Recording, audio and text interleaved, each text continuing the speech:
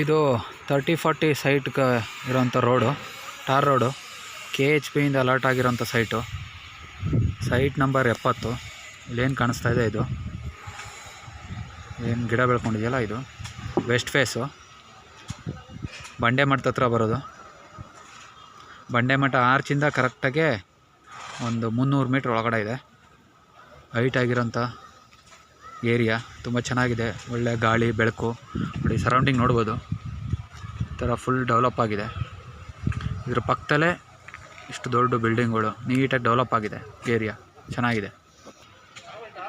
ಇದೆ ಸೈಟು, ತುಂಬ ಚೆನ್ನಾಗಿದೆ. ಲೆವೆಲ್ ಆಗಿದೆ, ವಾಸ್ತು ಪ್ರಕಾರ ಇದೆ. West face 30-40.